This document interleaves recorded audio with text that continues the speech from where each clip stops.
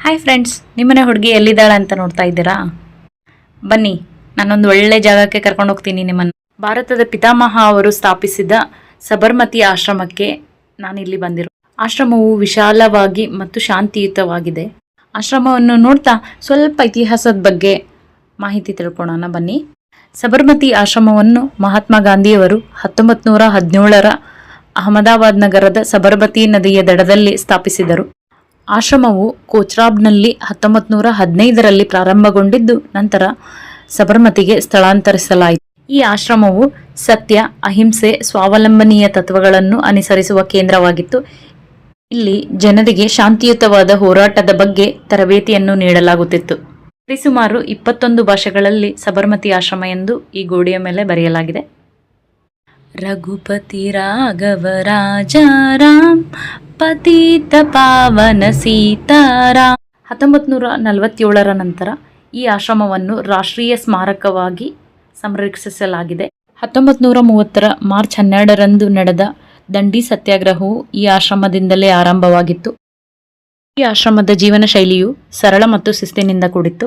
ಪ್ರತಿದಿನ ಪ್ರಾರ್ಥನೆ, ಕೆಲಸ ಮತ್ತು ಚರಕ ನಡೆಸುವ ಪದ್ಧತಿಯನ್ನು ಸೂತ್ರ ಕಟ್ಟಿರುವ ಚರಕವನ್ನು ನಡೆಸಿ ಈ ಪದ್ಧತಿಯಲ್ಲಿ ನಾನು ಪಾಲ್ಗೊಂಡೆ. ಗಾಂಧೀಜಿಯವರ ಜೀವನ ಚರಿತ್ರೆ, ಜೀವನ ಶೈಲಿ ಮತ್ತು ಸ್ವಾತಂತ್ರ್ಯ ಪೂರ್ವದ ಚಳುವಳಿಗಳ ಮಾಹಿತಿಯನ್ನು ಈ ಆಶ್ರಮದಲ್ಲಿ ಸುಂದರವಾಗಿ ಕ್ಯಾಪ್ಚರ್ ಮಾಡಿದ್ದಾರೆ. 1915ರಿಂದ 1930ರಲ್ಲಿ ಬಂದ ಟೈಮ್ಲೈನ್ ಪತ್ರಿಕೆಗಳನ್ನು ಇಲ್ಲಿ ಗೋಡೆಯ ಮೇಲೆ ಸಂಗ್ರಹಿಸಿ ಲಗತ್ತಿಸಲಾಗಿದೆ. Auditorium, library, exhibition, green park ಮತ್ತು ವಿಶಾಲವಾದ ಗ್ರೌಂಡನ್ನು ನಾವು ಇಲ್ಲಿ ನೋಡಬಹುದು. ನಮ್ಮ ಭಾರತದವರು ಹೀಗೆ ಸುಮ್ಮನೆ ಇರಲ್ಲ, ಸ್ವಲ್ಪ ಕಿರಿಕ್ ಮಾಡ್ತಾವಳೆ ನೋಡಿ ಈ ಹುಡುಗಿ. ಈ ಫಾರಿನ್ ಆಂಟಿ ಜೊತೆಗೆ ಮಾತಾಡಬೇಕಂತ ಹುಚ್ಚಿ ಹುಡುಗಿ, ಅದಕ್ಕೆ ಫೋಟೋ ತೆಗಿಲಿಕ್ಕೆ ಕೊಟ್ಲು ನಮ್ಮದು. ಬನ್ನಿ, ನಾವು ಸಬರ್ಮತಿ ರಿವರ್ನ ನೋಡೋಣ ಈಗ.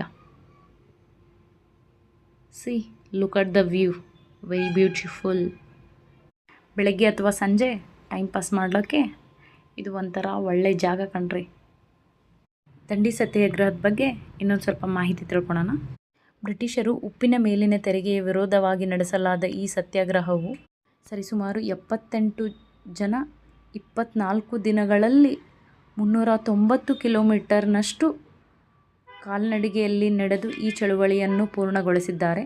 ಸಬರ್ಮತಿ ಆಶ್ರಮದಿಂದ ಅರೇಬಿಯನ್ ಸೀ ಮುಟ್ಟಿ ಉಪ್ಪು ತಯಾರಿಸಿ ಕಾನೂನನ್ನು ಉಲ್ಲಂಘಿಸಿದರು. ಅಹಮದಾಬಾದ್ಗೆ ಬಂದಾಗ ಭಾರತ ಇತಿಹಾಸವನ್ನು ಒಳಗೊಂಡಿರುವ ಸಬರ್ಮತಿ ಆಶ್ರಮವನ್ನು ತಪ್ಪದೇ ವಿಸಿಟ್ ಮಾಡಿ. ಬಾಯ್ ಬಾಯ್ ಫ್ರೆಂಡ್ಸ್.